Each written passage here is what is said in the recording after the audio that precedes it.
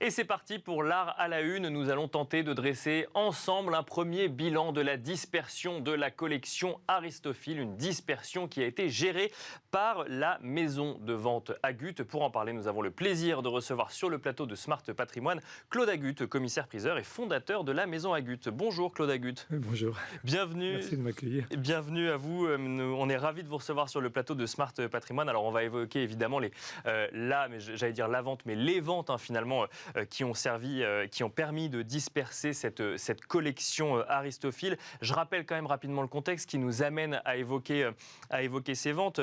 Aristophil, c'est une société qui a été créée dans les années 90, en 1990 exactement, par Gérard Lhéritier et qui était spécialisée dans l'achat et la vente de lettres et manuscrits anciens.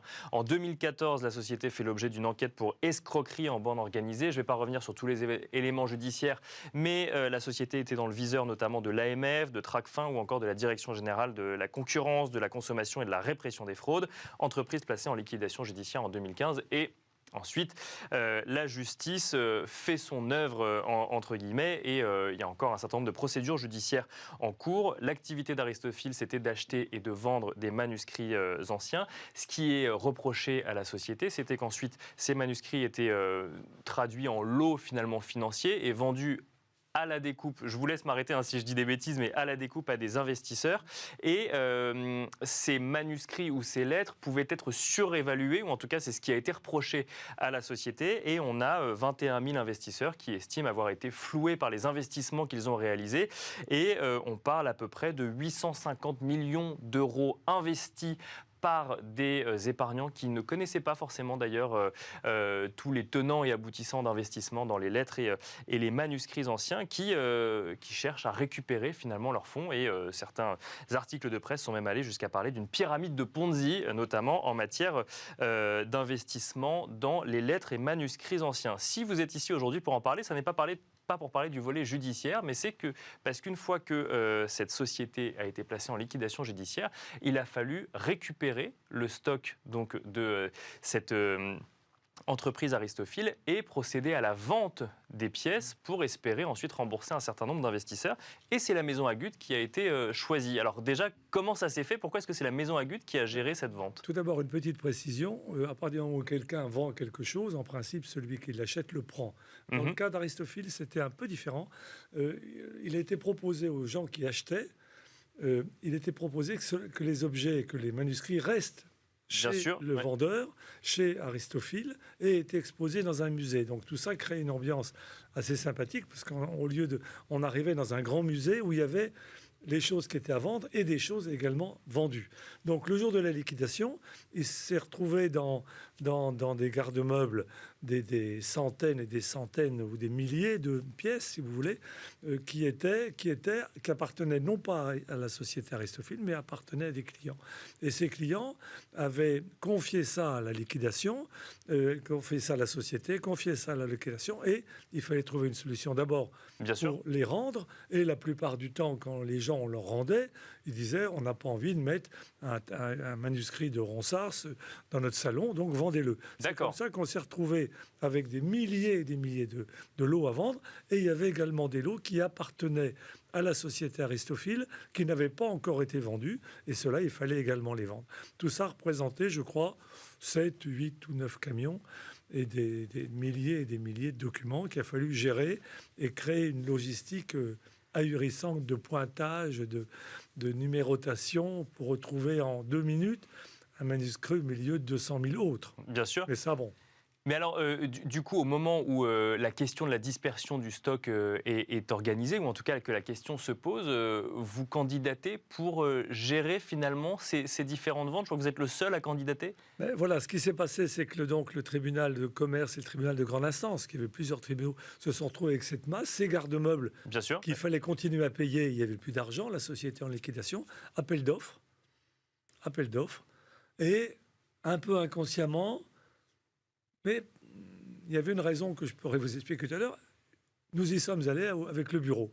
Ça a été une logistique ahurissante, mais on a été les seuls, effectivement, à être candidats, si vous voulez, et on a monté un dossier de réponse qui en plus du fait qu'on était les seuls, était quand même assez sécurisant pour le tribunal, puisque j'étais responsable sur mes biens propres. Donc Bien sûr, vraiment, tout le monde était très rassuré. Et la maison est une maison qui marche bien, donc ils ont eu confiance. Et on s'est retrouvés avec ça. Mais on était les seuls. Mais je ne sais pas si je reprendrais, si je recandidaterais aujourd'hui si cette affaire-là se proposait. Non pas que je ne l'ai pas aimé, mais c'était un travail considérable, rien que de pointage, de transport, de numérotation et pour l'informatique, tout mettre sur informatique. Voilà, vous mentionnez des volumes, alors vous avez évoqué ça en termes de camions, on pourrait parler en termes de pièces également, mais effectivement, on est sur des volumes qui sont absolument considérables. Comment est-ce que, en tant que maison de vente aux enchères, alors effectivement habitué à ce type d'activité, mais peut-être pas dans des volumes aussi conséquents, on s'organise? C'est-à-dire qu'un commissaire-priseur est habitué à ce qu'on lui confie un tableau, 2 tableaux, 5 tableaux. De temps en temps, il a la chance qu'il y ait un appartement complet. Quelqu'un lui dit « je vends tout, je pars étranger ». C'est déjà un petit peu plus compliqué. Puis il arrive qu'on ait une propriété complète. Ça m'est arrivé d'avoir des maisons où il y avait 40 pièces, 50 pièces. Il fallait tout vendre dans un délai de 6 ou 8 mois. Ça, c'est encore faisable. Là, il a fallu inventer totalement. Parce que là, on parle de quoi? 120, 130 000 pièces, quelque chose comme ça? Oui, c'est ça. Et surtout, non, à peine numéroté avec un système informatique pour une personne. Donc, il a fallu, j'ai loué un local, j'ai embauché du personnel, j'ai créé un système de sécurité formidable. On a mis des systèmes avec des téléphones Bluetooth qui photographiaient chaque pièce. Il a fallu tout pointer en prenant des cartons qui étaient scellés au départ. Il y avait un huissier de justice qui était là. On faisait des listes, on a fait des listes épaisses comme ça, que l'huissier pointait le soir, signait le soir, de façon à ce que, surtout, il n'y ait pas de reproche. S'il manquait, Bien sûr, oui. je ne savais pas ce qu'on me donnait. Donc, je n'ai rien pris qui ne soit pointé par un huissier de justice. Une usine à gaz totale. Mais ça a marché. Et ça a pris combien de temps l'organisation avant de passer justement à la vente? Un an avant de pouvoir envisager, commencer à organiser des ventes. Mais c'était vraiment... D'abord, on avait peur qu'il manque des pièces. Il n'en manquait pas. On avait peur qu'il y ait des faux. Il n'y a pas eu de faux, vraiment c'est epsilon. Hein. On a peur qu'il y ait des moments où il y ait une photocopie, parce qu'un lot aurait pu partir dans une exposition, mais une photocopie est la place en attendant pour... Bien sûr. Non, tous les pointages sont bien passés. En gros, on n'a pas eu de mauvais soucis et on n'a pas perdu. Il n'y a pas eu un seul lot de perdu entre la décharge qu'on a donnée au départ et le final. Alors, c'est terminé. ensuite arrive l'organisation de la vente. Il y a un sujet qui est quand même essentiel quand on passe par une maison de vente aux enchères, c'est l'estimation. Et alors là, quand on vend des œuvres qui sont ou la propriété de la société Aristophil ou la propriété d'un seul propriétaire qui aurait acquis ces œuvres, ou alors la propriété de plusieurs propriétaires en indivision, alors même que justement le sujet de cette affaire Aristophil, c'est peut-être une surévaluation de certaines œuvres. Comment est-ce que ça se passe et comment est-ce qu'on explique la valorisation qu'on pense être la bonne aux personnes concernées? Bon, c'est pas trop compliqué. Aristophil n'achetait pas le matin à l'aube dans des marchés aux puces à 4 heures du matin avec une lampe de poche. Il achetait que dans les grandes ventes, à Londres, à New York et à Paris, dans les ventes cataloguées. Donc il suffit de prendre des pièces et on avait les catalogues des achats, si vous voulez, faits il y a 5 ans, 6 ans, 7 ans. Alors les prix ne peuvent pas vraiment changer et on avait à chaque fois, on a pris des experts qui nous ont dit tel artiste ou tel est un peu démodé. Le surréalisme, par exemple, il y a un peu moins d'acheteurs. Il y a des choses qui ont pris de la valeur, très peu, mais il y en a certaines qui ont pris beaucoup de valeur. Le Moyen-Âge et les livres d'heures, par exemple. Mais on avait toujours les prix de base du départ. On ne s'est pas occupé des prix auxquels ils vendaient, que ça c'était des prix de convenance. Lui proposait à temps, les gens achetaient, bon, c'était leur problème. On s'est basé sur les prix des ventes publiques antérieures dans lesquelles il avait acheté. Combien de ventes y a-t-il eu lieu, Claude Agut, pour disperser l'intégralité de la collection? Bon, on a fait... oui, j'ai apporté un catalogue. Oui, Bien sûr, des catalogues qui font 20 pages. Hein. Celui-ci en fait 200 ou 224. On a fait 55 catalogues comme ça. 55 catalogues pour disperser la collection Aristophil. 55, si vous voulez, je n'ai pas pu vous les apporter tous. Parce oui, bien sûr, oui. Il faut les porter. 1 mètre et ça pèse des dizaines et des dizaines de kilos. Il y avait peut-être 2 enjeux qui ont fait que ça m'a poussé pour faire ces ventes, c'est pouvoir réaliser une suite de 55 catalogues. Celui-ci est le numéro 1. C'était la première raison pour laquelle vous avez choisi d'y aller? Ça me plaisait de faire 55 catalogues parce que je crois que cette série de 55 catalogues sera encore dans les bibliothèques des grandes universités dans 50 ans. Parce que ce qu'il y a dedans est absolument exceptionnel. Mais c'était la plus grande collection de lettres et de manuscrits anciens. Voilà, donc ça va, voilà, et tout ce qui est dedans, c'est assez merveilleux. J'ai appris quelques exemples là, mais tout était, prenez aux tripes et tout était formidable. Si vous voulez, que des choses assez étonnantes. Et ça, c'était une des raisons, si vous voulez, j'avais envie de réaliser ça. C'est une espèce de défi. Jamais un commissaire-priseur au monde a fait 55 catalogues d'une même collection. Justement, et je l'ai fait. Et vous l'avez fait. Alors justement, vous avez mentionné le livre d'heures à usage de Rome, qu'on appelle également le livre d'heures de Catherine à usage de Rome. On a même des visuels de ce livret d'heures. Racontez-nous rapidement son histoire. C'est un livre, si vous voulez, qui a été fait en 1495, qui me plaisait. Je savais qu'il était dans la collection. Et c'est une des raisons pour laquelle j'y suis allé. C'est un livre, quand vous avez la page 1 de texte, vous avez un rond découpé. Oui, vous avez un rond découpé, on le voit à droite. Voilà.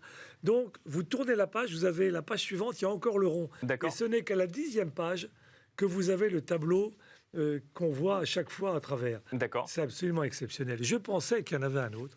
Je pensais, mais ça j'ai été déçu, qu'il y avait un livre d'heures en forme de cœur dans cette collection Aristophile. Il n'y était pas. Mais déjà celui-ci, on l'a vendu, je crois, 4 millions, quelque chose comme ça. Celui-ci, indépendamment du prix, pour moi c'était un bonheur de l'avoir en main et de pouvoir le proposer, si vous voulez.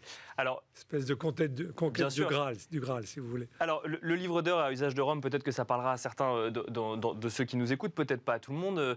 Il faut quand même s'y connaître un minimum. En revanche, un manuscrit qui parlera au plus grand nombre, c'est le manuscrit préparatoire à la théorie de la relativité d'Albert Einstein et Albert Bessot. Ça aussi, c'était dans la collection. Alors, voilà, c'est dans la collection. Il ne l'avait pas vendu, monsieur l'héritier. Il ne l'avait pas vendu. Il était donc dans la liquidation. Et on l'a vendu en commun avec Christie's. Nous l'avons vendu 11 millions. C'est absolument quelque chose d'ahurissant, si vous voulez. 11 millions il y a un an et demi, si vous voulez. Lui, il l'avait acheté à peu près ce prix-là, donc on est retombé. Mais il n'avait pas été revendu à des investisseurs. Il l'aurait revendu, peut-être qu'il aurait revendu 20 ou 30, ça aurait peut-être été un peu plus difficile. Mais là, on est retombé à peu près sur les pattes de l'achat, si vous voulez. Et ça, c'est quand même étonnant de se dire qu'on a Bien sûr, la théorie de la relativité. Avec Albert Einstein qui a écrit dessus ses premières notes. D'autres pièces maîtresses, selon vous? Le livre de, je ne sais pas si vous l'avez en photo, mais le manuscrit de Sade. Si, on a le manuscrit autographe, effectivement. Un manuscrit écrit par Sade en prison en 1785. Il n'a pas le droit d'écrire, il n'a pas de papier, il n'a rien. Donc tout ça rentre en douce par sa femme et il écrit sur des feuilles de papier toilette, il écrit son livre, les 120 journées de Sodome, il écrit. Et puis après, il continue sur l'autre, il colle les pages et il fait 12 mètres ou 13 mètres de long. Et après, il retourne et il continue. Et tous les soirs, comme il n'a pas le droit, il le roule très serré, il le cache dans les murs de la prison. Et puis un matin, il a harangué les foules par sa fenêtre. Donc le marquis de Launay, le chef de la prison de la Bastille, le fait sortir de la prison rapidement à 5h ou 6h du matin et il abandonne le manuscrit. Et après, le manuscrit sera récupéré. Il va se promener dans l'Europe et il revient par l'héritier. En France, bien sûr. C'est lui qui l'a fait rentrer. Et la Bibliothèque nationale, nous l'avons vendu à la Bibliothèque nationale à l'amiable.